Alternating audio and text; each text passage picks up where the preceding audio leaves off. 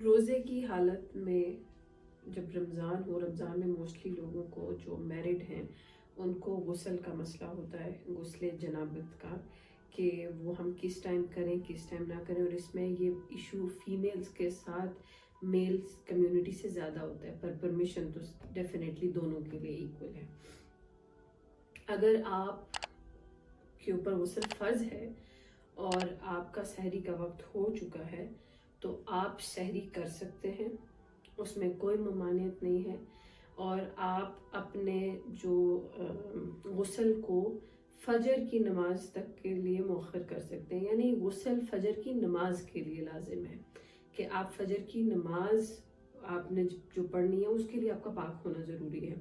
اس سے پہلے سحری کرنے کے لیے پاک ہونا ضروری نہیں ہے۔ انسان بائی نیچر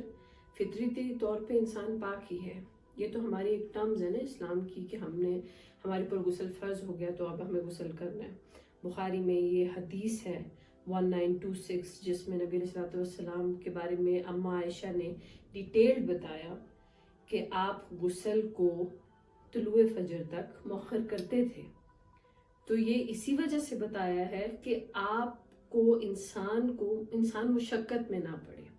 کیونکہ ڈیفینیٹلی رات کے وقت غسل کرنا بعض اوقات بعض علاقوں میں ٹھنڈ ہوتی ہے، سردی ہوتی ہے، تو یہ مشکل کام ہے۔ تو اس کی وجہ سے ہم یہ تو نہیں کہیں گے کہ سحری سے پہلے جب تک آپ نے غسل نہیں کیا تب تک آپ سحری نہیں کر سکتے یا آپ روزہ نہیں رکھ سکتے۔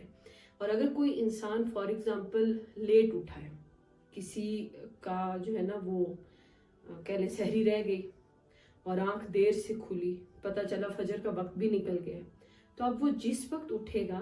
اور اس کا یہ ارادہ ہو کہ میں بغیر کھائے روزہ رکھوں گا، جیسے کہ رمضان میں اگر کسی کی سحری رہ جائے اور وہ پھر لیٹ اٹھے، 7 بجے آنکھ کھلی، 8 بجے آنکھ کھلی، آپ کا فجر کا وقت تو نکل گیا، اب آپ اگر بغیر کھائے بھی روزہ رکھیں گے تو آپ کا روزہ ہوگا۔ ہاں، اب آپ کو غسل اس نماز کے لیے کرنا پڑے گا جو آپ کی نماز رہ گئی ہے، جس کی آپ پھر قضا کریں گے۔